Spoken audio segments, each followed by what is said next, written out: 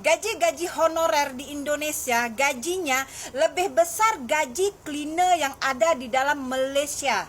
Sebenarnya kalau misalnya IQ-nya rendah kan lebih bahagia hidupnya. Alah, rugi aja pergi kuliah, ujung-ujungnya cuma jadi ibu rumah tangga. Alah, rugi aja S2 kalau nggak kerja.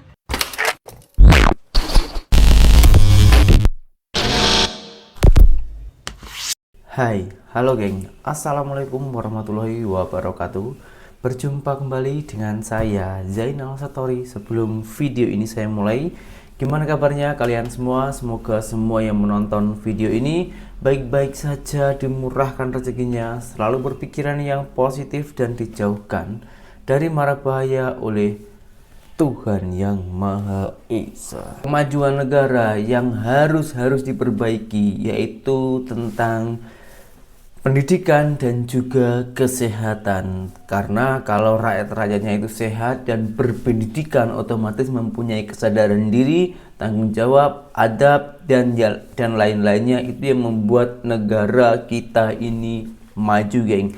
Akan tetapi ini ada salah satu wanita Indonesia sekarang itu berada di Malaysia. Dia orang itu cakap, gaji cleaner di Malaysia itu lebih besar daripada gaji cikgu ataupun guru di Indonesia. Oke, daripada nanti itu salah paham, kita tengok dulu videonya. Gaji kecil adalah derita guru honorer yang kerap kita dengar. Ya, nulangsa. Guru ya, seorang guru itu pahlawan tanpa tanda jasa.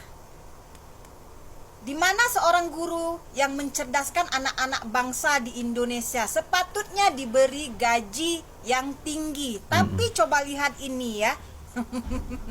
Gaji-gaji honorer di Indonesia, gajinya lebih besar gaji cleaner yang ada di dalam Malaysia. Jadi apakah kita masih ingin menyangkal itu semua? Ini media Indonesia memberitakan berita itu. Apakah kita masih menganggap itu hoax, berita palsu? Jadi kalau ada rakyat negara luar yang mengatakan gaji guru di Indonesia saja murah, jangan marah ya, sebab ini media Indonesia yang memberitakan berita ini. Apakah kita masih juga ingin memutar belit fakta itu, menyangkal kebenaran itu? Jadi yang dibahas oleh kakaknya tadi itu karena hari-hari ini tuh sangatlah viral lagi di Indonesia, itu guru honorer.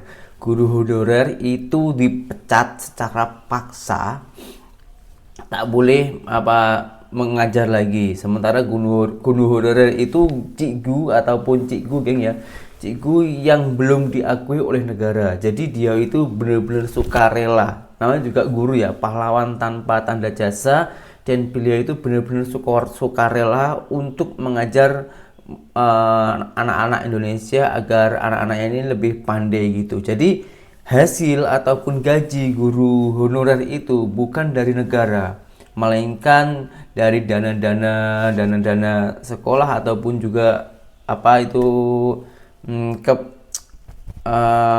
pemberian dari guru-guru yang lain dikumpulkan lalu dikasih kepada guru honorer gitu, geng ya. Kecuali kalau dia orang sudah daftar dapodik, itu sudah diakui negara. Kalau guru honorer itu belum, benar-benar ingin mengabdi aja. Dan itu ada juga yang menjadi guru honorer itu sebagai pekerjaan, karena memang susahnya mencari pekerjaan di Indonesia. Jadi selain dia itu, kalau menurut saya itu bukan pekerjaan sih ya, karena gajinya itu tak bener-bener tak seberapa, bener-bener mengabdi gitu, geng. Kalau menurut saya pribadi ya, ini menurut saya ini jangan dicopot guru-guru honorer yang macam itu. Karena guru honorer itu bener-bener guru ataupun cikgu yang ikhlas, yang tak mengharapkan gaji lah, tapi dia orang itu mau mengajar untuk membangkitkan atau mencerdaskan anak-anak bangsa. Yang menurut saya itu sepatutnya itu diberi gaji dari pemerintahan ataupun diakui oleh negara, agar rakyat-rakyat kita ataupun anak-anak bangsa kita ini lebih pandai-pandai. Itu menurut saya. Kalau dibandingkan dengan cleaner di Malaysia, gaji guru honorer lah ya memang jauh. gaji guru honorer itu ada yang 100.000, 200.000 rupiah, itu sekitaran 30, 50 ringgit, 70 ringgit Malaysia, itu dalam 1 bulan, geng. Kalau itu boleh dicakap pekerjaan, mana cukup? Itu bukan pekerjaan, ya kan? Itu pun macam uang segitu menurut saya itu hadiah dia orang itu mengajar, itu menurut saya. Tapi kalau yang itu benar-benar untuk pekerjaan, itu kesalahan besar, karena guru itu jangan mengharapkan gaji. Kalau nak ingin kaya itu jangan menjadi guru, menjadilah pengusaha, itu menurut saya. Nah, sekarang kita tengok dulu video yang berikutnya. Ini katanya pendidikan di Indonesia dibuat perdagangan, apa maksudnya beliau tersebut ini? Jom kita tengok dulu videonya. Nah, faktanya mungkin ini salah satu negara di dunia di mana sekolah, institusi pendidikan jadi tempat dagang. Negara lain nggak ada yang sekolah itu jadi tempat dagang. Semua itu kalau sekolah negeri memang sudah dibiayai oleh pemerintah, yang sekolah swasta itu biayanya jelas. Rasio penduduk berpendidikan S2 dan S3 terhadap populasi produktif itu juga masih sangat rendah sekali kita ini. Saya kaget juga. Kaget melulu, Pak. Selama 10 tahun menjabat, kemana saja, Pak? Teruslah bodoh rakyat Indonesia, jangan pintar.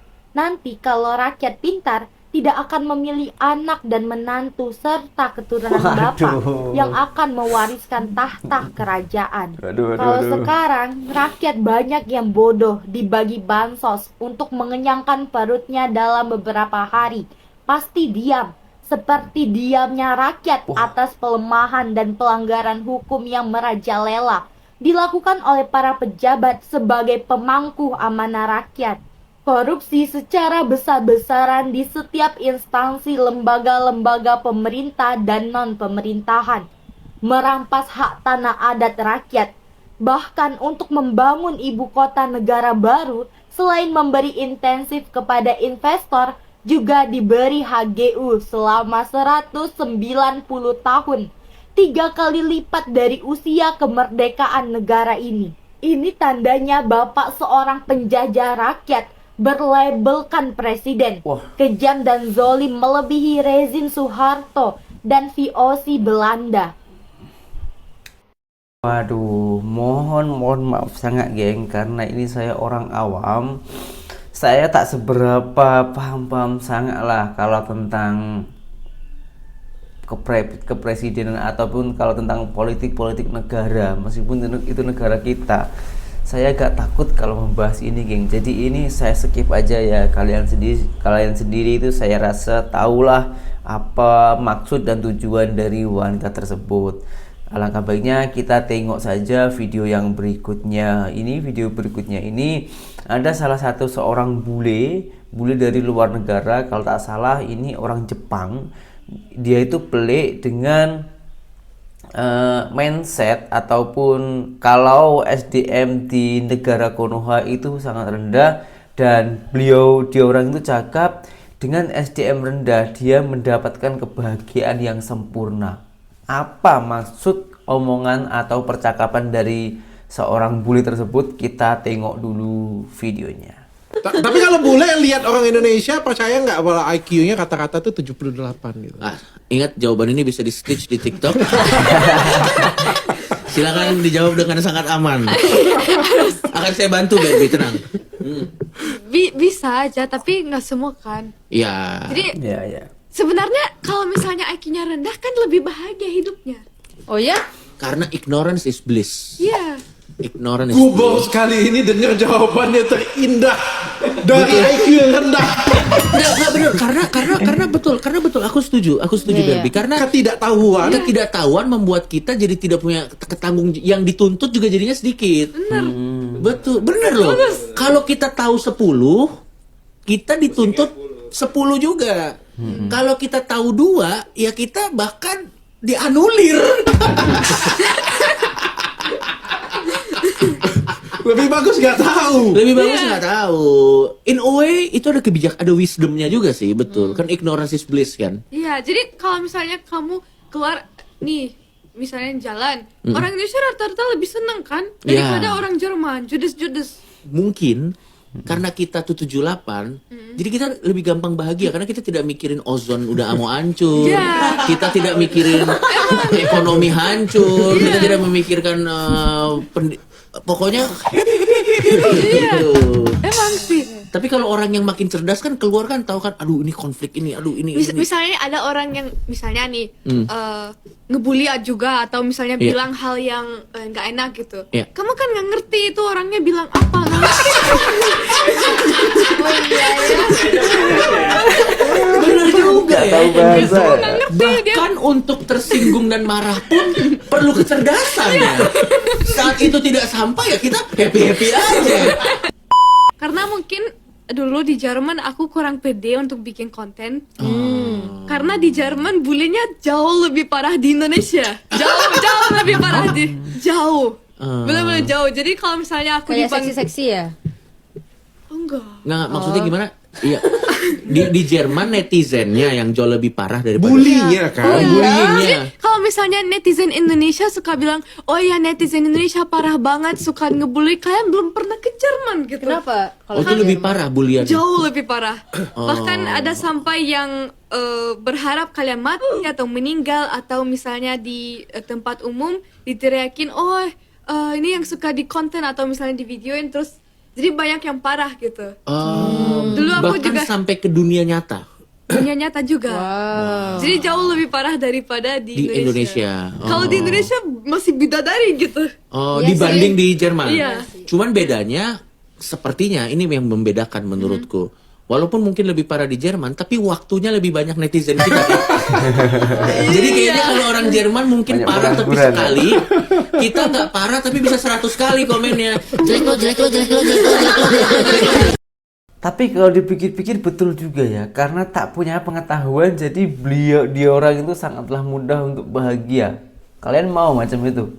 Kalau saya tak nak lah. Lagi baik cari pengetahuan macam itu. Maka dari itu kalian itu jangan hanya di sekeliling orang saja. Tengok-tengoklah di media-media ataupun keluar cari suasana, mencari ilmu-ilmu pengetahuan. Karena kita ini mencari ilmu bukan hanya di sekolah saja.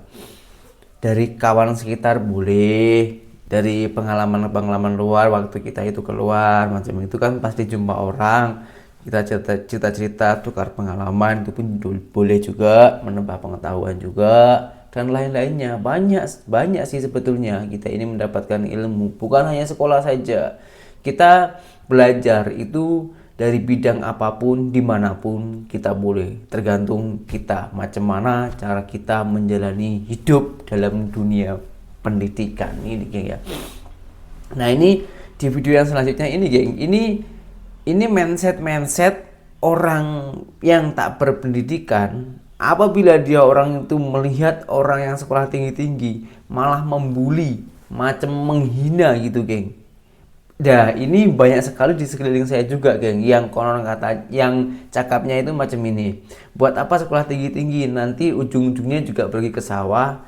Buat apa sekolah tinggi-tinggi, nanti juga ujung-ujungnya ataupun endingnya itu juga menjadi ibu rumah tangga saja.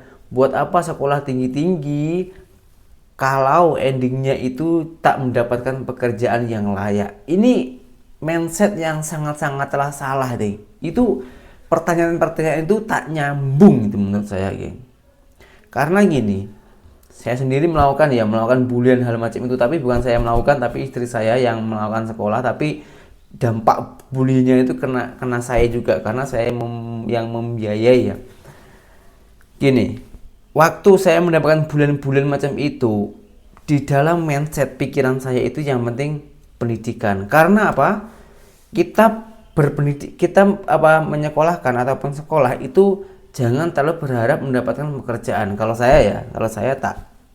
Yang penting mendapatkan ilmu. Kita ini kan sekolah mencari ilmu. Kalau kita nak mencari pekerjaan ya melamar pekerjaan. Tapi saya ini mencari ilmu. Jadi ilmu yang kita kejar masalah nanti setelah dia orang itu lulus sekolah, mendapat pekerjaan atau tak, itu urusan belakang lah. Yang penting mencari pendidikan dulu, menaikkan pangkat derajat kita, mindset kita, karena dengan adanya ilmu yang kita dapat ini, kita boleh menambah wawasan, boleh menambah kesopanan kita, adab pun juga pastinya berbeda. Cara berucap, cara berkata-kata, cara cakap itu pun juga berbeda antara orang berpendidikan dan yang tak berpendidikan. Dan ternyata itu bukan hanya dialami oleh saya saja, ini dialami oleh seorang wanita orang Indonesia juga yang kena bulian sama persis dengan saya. Nah, tanggapan dia orang itu macam mana? Apakah berbeda dengan apa yang saya ucapkan tadi? Kita tengok dulu videonya. Apa pendapat kalian kalau ada yang bilang kayak gini? Alah, rugi aja pergi kuliah, ujung-ujungnya cuma jadi ibu rumah tangga. Alah, rugi aja S2 kalau nggak kerja. Itulah yang sekarang sedang aku alami ya. Jadi, apa pendapat kalian ya? Tolong kalian komen sebanyak-banyaknya supaya yang bilang itu bisa baca. Aku yakin kali dia kepo, pasti dia baca. Aku itu sebenarnya terlambat kuliah karena tamat dari S1 itu umur 21 tahun. Terus kerja, terus ada dapat beasiswa, terus ujung-ujungnya nikah, punya anak 1, dan saya akhirnya enggak kuliah S2. Begitu saya punya anak 1, suami saya yang bilang, Icut sekolah aja lah lagi ambil S2 katanya kan. Aku bilang, Bang, buat apa lagi sekolah, kita pun udah punya anak. Katanya gini, enggak apa-apa, pendidikan itu kan penting juga untuk masa depan. Icut kan abang nggak tahu apa yang akan terjadi di masa depan, kata dia kayak gitu. Terus aku bilang gini, alah bang, udah mama untuk apa lagi kuliah, aku bilang gitu kan. Dibilang sama dia kayak gini, nggak apa-apa Cut, abang pengen anak-anak abang dididik oleh seorang ibu yang berpendidikan. Wah, keren. Nah, itulah kata dia, aku ingat kali itu. Terus poin kedua apa dibilang sama dia, mana tahu nanti entah terjadi apa-apa, adalah Icut yang bantu-bantu keluarga kita. Jadi ya, keren. tapi dia tidak memaksa ya. Buktinya sampai sekarang aku nggak kerja pun nggak apa-apa. Cuman dia itu kayak mengantisipasi aja, yang penting istriku udah aku bekali pendidikan. Wallahualam nanti ke depan mungkin dia ada rezeki, dia tuh sudah adalah pendidikannya, itu tujuan suamiku kan. Wah, suami orang yang kan nggak keren tahu ini, kan kayak gitu. sumpah. Ya udahlah, akhirnya singkat cerita aku berangkat ke India untuk S2, bawa anak 1 pas kali dia waktu itu umur 1 tahun. Jadi kami berangkat dari Aceh, dia ulang tahun di 3 negara, di Indonesia, di Malaysia, dan di India. Nah, berangkatlah aku ke India dengan bawa anak 1 umur 1 tahun. Ada aku bawa 1 saudara juga untuk bantu jaga dia, aku pergi kuliah kan. Jadi setelah itu aku lihatlah di India. Aku kan bukan beasiswa, aku beasiswa suami ya. Nah, kenapa kami sanggup? Karena memang alhamdulillah India itu termasuk biayanya terjangkau sekali dengan murah, level ya? internasional. Karena kampus di India itu dia mengadopsi kurikulum Inggris, mengingat mereka adalah bekas jajahan Inggris. Bahkan di kampusku itu mereka menganut kurikulum dari Oxford. Jadi cuma lokasinya di India gitu ya. Jadi gini, sampailah aku ke India, dibilang sama kawan-kawan kelas kan, Anggi kamu scholarship or self finance? Aku bilang self finance, biaya sendiri. Dia tanya berapa? Aku bilang pada saat itu 1 lakh. 1 lakh itu 100.000 rupiah atau senilai dengan 20 juta rupiah. Biar kalian tahu ya, kuliah di India, di kampus aku terutama itu Aligarh Muslim University pada tahun aku 2016, tapi aku yakin sekarang udah naik. Di tahun 2016 aku cuma bayar 19 juta di tahun pertama, waktu pertama kali daftar. Terus kuliah selama 1 tahun. Di tahun kedua atau semester 3 aku bayar lagi 800.000. Jadi totalnya tuh kayak 19 juta 800. Dan setelah itu nggak ada biaya apapun lagi. Sidang tesis nggak ada biaya. Bahkan nggak ada itu yang namanya uang kue kasih dosen tuh nggak ada. Wisuda kami cuma bayar baju toga tuh ya, baju wisuda tuh cuman 50 rupiah atau 10.000 rupiah, kalian bayangin aja. Jadi kan waktu ditanya kayak gitu aku bilang lah 1 lakh 100.000 rupiah senilai 20 juta kan. Terkejut lah orang tuh kan, kok mahal kali, gitu-gitu lah mereka. Berarti aku kan, mana ada mahal S2 20 juta sampai tamat. Pikiran aku tanya lah, kalian berapa bayar? 1.600.000. 1.600.000 S2 untuk orang India. Lambat-lambat laun lah aku di India, barulah aku tahu ternyata pemerintah India mensubsidi 3 macam. Yang pertama, bahan pangan. Yang kedua, kesehatan. Yang ketiga, pendidikan. Nah, aku akan membahas tentang bahan pangan dan kesehatan setelah ini.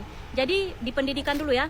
Ternyata kita kan tahu bahwasanya India itu adalah negara dengan penduduk nomor 2 terbanyak sedunia.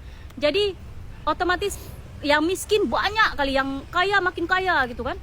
Jadi pemerintah India itu mengambil solusi dengan cara membuat pendidikan itu sangat terjangkau supaya rakyatnya semua sekolah.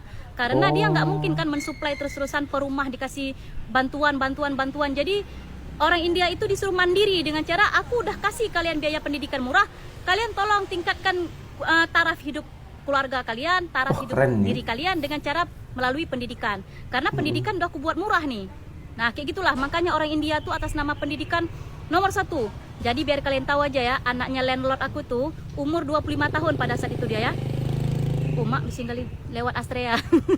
Jadi kan 25 tahun dia waktu itu, aku 27 tahun. Dia 25 tahun, perempuan nih, S3 kimia. Tapi waktu itu dia belum tamat, sekarang udah tamat. Dan aku lihatlah kawan-kawan kelas aku kan telat datang tuh, istilahnya bukan telat datang, telat kuliah ya. Orang masih 21 tahun, udah S2 orang itu, aku udah 27 kan waktu itu ya. Jadi tanya umur lah kan, orang tuh katanya pada saat itu umur mereka 21-22. Jadi jarak mereka dengan aku tuh 5 tahun bedanya. Dan aku lihat semua mereka sekolah, dan anak umur 21-22 tahun sudah kuliah S2.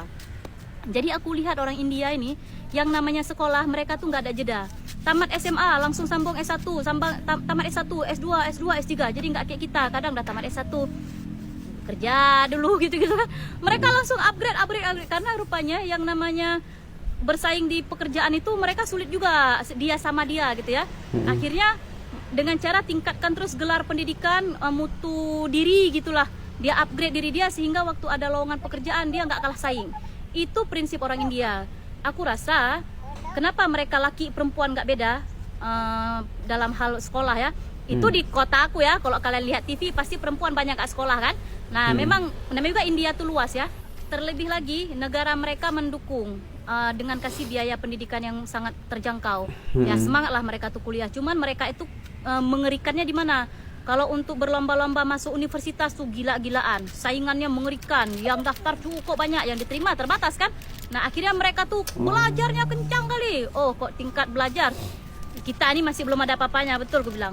Kok ngeri orang tuh belajarnya, karena kan mengingat saingan mereka tuh. Jadi mereka itu gimana ya, karena terlalu rame akhirnya bersaingnya itu luar biasa mengerikan. Nah kembali lagi kepada kata-kata, untuk apa perempuan sekolah tinggi-tinggi ujung-ujungnya juga jadi ibu rumah tangga, ujung-ujungnya jadi apa ya, duduk di rumah. Apa sih salahnya dengan pendidikan? Masalahnya mau kita kuliah kek, mau kita setelah kuliah nggak jadi apa-apa kek, kita kan nggak tahu rezeki kita ke depan kayak mana. Betul. Terus orang juga pasti bilang kayak gini, alah aku nggak kuliah aja bisa, suka-sukamu aja lah hidupmu. Ini masalahnya orang yang sudah menjalani hidup itu, terus urusanmu apa gitu kan. Nah aku cuma mau kasih pertanyaan untuk kalian ya. Menurut kalian, apakah seorang perempuan itu tidak seharusnya berpendidikan tinggi? Apakah menurut kalian seorang perempuan itu tidak seharusnya bersekolah? Apakah perempuan itu tidak seharusnya dibekali dengan ilmu? Padahal nanti kan yang dididiknya anak kalian. Betul. Iya kan? Nah, jadi aku cuma mau tanya, itulah unek-unek aku ya hari ini ya, karena aku agak dongkol tadi ya. Tapi itulah aku berharap coba kalian jawab di komentar. Apakah memang seharusnya perempuan tidak berpendidikan tinggi, atau sebaiknya perempuan harus berpendidikan tinggi? Terima kasih. Kalau menurut saya, perempuan harus berpendidikan tinggi, karena yang menjaga anak-anak kita itu juga seorang ibu. Jadi sekolah di sekolahan itu sekolah yang kedua. Pendidikan yang pertama yaitu di rumah, dididik oleh seorang ibu, seorang orang tuanya. Oke, bukannya seorang laki-laki tak boleh mendidik anaknya ya, cuman kan kadang-kadang seorang lelaki itu sibuk dengan pekerjaannya karena diwajibkan membiayai anak dan juga istrinya. Jadi semestinya kita ini sebagai orang lelaki sibuk dengan pekerjaan. Nah kalau seorang ibu itu kan menjaga di rumah, menjaga kebersihan dan lain-lainnya, termasuk juga mendidik anak-anaknya. Kalau seorang ibu itu tak mempunyai pendidikan tinggi, hanya mengandalkan sekolah di sana, pendidikan hanya di sekolahan, itu menurut saya kurang sempurna. Kalau di sekolahan mendapatkan pendidikan, di rumah juga mendapatkan pendidikan, itu menurut saya sangat-sangat lebih sempurna. Dan dengan adanya wanita itu berpendidikan tinggi yang pernah saya alami sendiri ya, karena cerita Cut Anggi itu serupa dengan istri saya. Istri saya itu sekolah kuliah itu mulai umur 22 itu baru sambung ke S1 bukan S2. Saat ini alhamdulillah sudah lulus lah. Nah, dengan yang saya alami dengan hal itu, dengan adanya sekolah berpendidikan tinggi, apabila kita ini seorang, kan kita sebagai orang rumah tangga itu mengalami pro dan kontra ataupun beda pendapat, itu sudah hal yang biasa ya, ataupun cekcok yang macam itu. Nah, dalam menghadapi itu, kalau mempunyai pendidikan geng ya, itu sangatlah berbeda. Dan itu yang saya alami sendiri geng, jauh berbeda. Dulu itu macam mengunggulkan egois saja, tapi sekarang lebih memikirkan ke logikanya di mana, lepas itu solusinya di mana. Itu yang saya alami. Jadi jangan merendahkan orang yang berpendidikan, jangan meremehkan orang yang berpendidikan lalu tak dapat pekerjaan. Kita ini tak tahu, rezeki itu di tangan Tuhan. Yang penting kita ini sudah berusaha semaksimal mungkin gitu jadinya.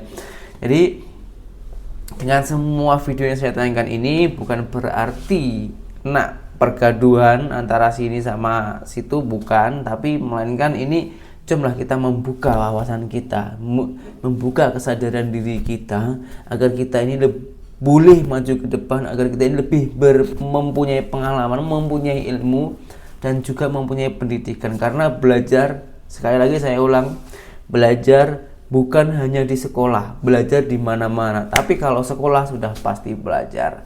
Saya Jalan Story, seorang mantan TKI Malaysia. Salam TKI sukses. Assalamualaikum warahmatullahi wabarakatuh. Bye bye.